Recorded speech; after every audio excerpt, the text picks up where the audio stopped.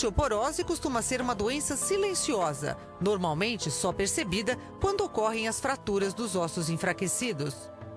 Prevenir-se contra a osteoporose é possível. Existem fatores de risco que indicam a necessidade de visitar um médico. Mas que especialista devo procurar? Normalmente os endocrinologistas e os ginecologistas têm preparo para tratar a osteoporose. A doença óssea, ela está ligada, na maioria dos casos, a um problema endocrinológico, um problema hormonal. Pode ser uma alteração da tireoide, mas principalmente a menopausa na mulher. Quando o ovário para de produzir os hormônios e o estrógeno ele é fundamental na formação da matriz óssea. A testosterona, que é o hormônio masculino, também é muito importante para a formação dos ossos. Tanto homens quanto mulheres podem ter osteoporose por causa da queda do nível desses hormônios. Após menopausa, por falta de estrógeno. E a gente sabe que essas mulheres podem perder até 7% da massa óssea no primeiro ano. Por isso que a mulher tem uma incidência um pouco maior do que no homem. Então, primeiro eu vinha subindo a ladeira da minha casa, não sei se eu escorreguei, porque eu não lembro como que foi. Aí eu caí assim de cabeça para baixo. Aí entortou o fêmur, que tinha quebrado. Eu operei, coloquei uma haste do joelho até na coxa.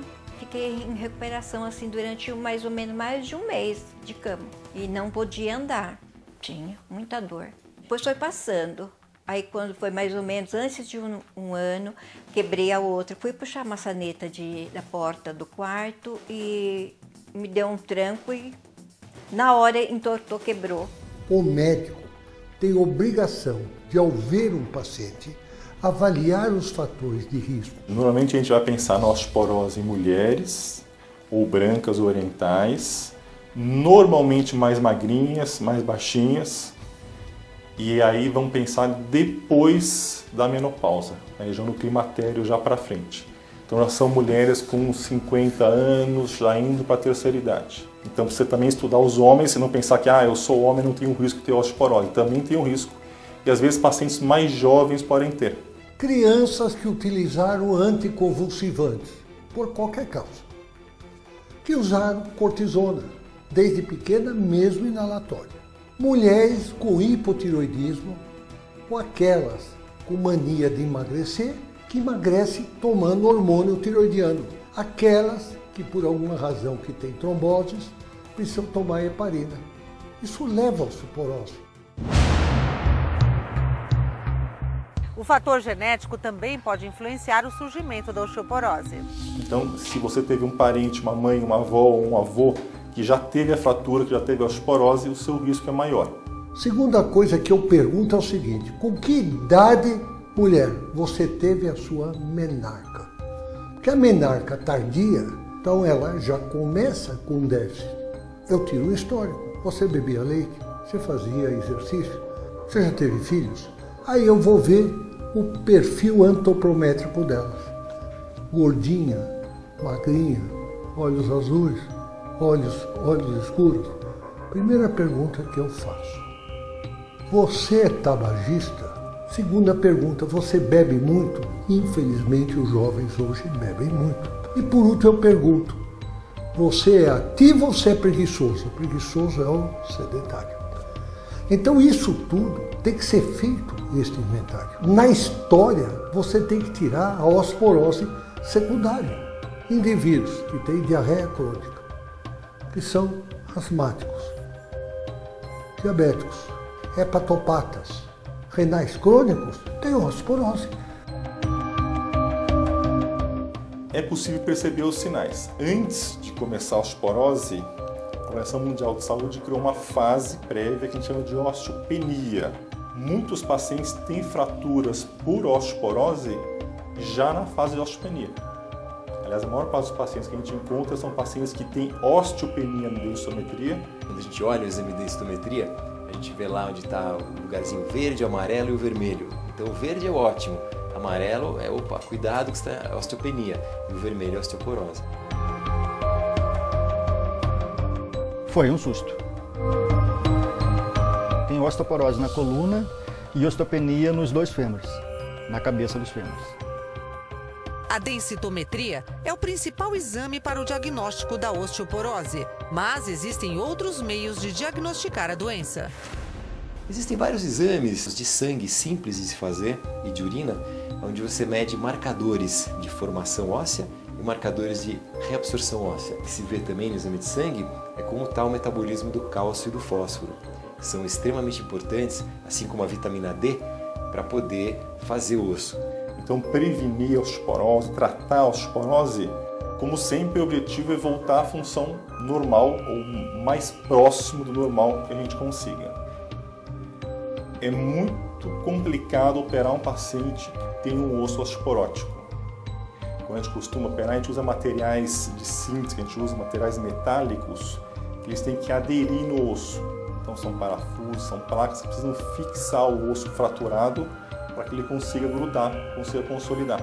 Então não é só a cirurgia ou colocar o gesso, mas levar o paciente de volta à função, fazendo que ele volte a andar, que ele tenha confiança em si mesmo, consiga andar, subir escada, descer escada, fazer tudo como ele fazia antes. Ele chega muito bom a quase 90%, na parte da coluna, na parte do ombro, na parte do punho. No quadril depende muito, a gente poderia pensar de 70% a 80% de bons resultados. Sempre entra cálcio e sempre entra vitamina D. E dependendo do que der o exame, nós vamos usar outras formas de medicação. E aí 2 tipos de medicações. Alguns que vão evitar o cálcio de sair do osso e alguns que vão tentar colocar mais cálcio e tentar, vamos deixar entre aspas, fortalecer o osso. Então temos medicamentos que formam o osso, medicações que evitam a reabsorção do osso. Para a osteoporose eu estou tomando cálcio de comprimido, 2 vezes por dia. Aumento nos níveis de cálcio e vitamina D também estão na base do tratamento de osteopenia. Tome um copo de leite desnatado, come um iogurte gostoso, uma fatia de queijo e se comer alguma verdura verde escura, você já tem o cálcio que você precisa. Eu inseri mais cálcio na minha dieta, busquei mais leite e seus derivados, como queijos e iogurtes. Vitamina D, que é importante, a vitamina D já é um pouco mais difícil o acesso, porque a maior fonte de produção de vitamina D é o sol. O sol batendo na pele, a vitamina D se forma na pele. Então, da alimentação a gente consegue tirar pouco, mas está presente nos óleos de peixe, como por exemplo, de fígado de bacalhau, no salmão, atum, esses óleos de peixe, em algumas sementes, como a linhaça, por exemplo, nas nozes. Então, mas isso muitas vezes não é suficiente. Por isso que a gente vê hoje em dia que tem uma epidemia de deficiência de vitamina D no mundo. Mas eu diria que o sol normal, se você tomar 10 minutinhos, é o suficiente. Não mais que isso. Agora, não utilizar protetor solar em hipótese alguma, no momento que você quer tomar sol para sintetizar vitamina D. De preferência naquele sol até as 10 da manhã e depois às 4 da tarde. Existe chance de reversão da osteopenia e osteoporose. Se a pessoa tem uma perda óssea, tem uma osteoporose ou uma osteopenia e estabiliza naquele ponto, com o passar dos anos, isso pode até entrar numa classificação de normal.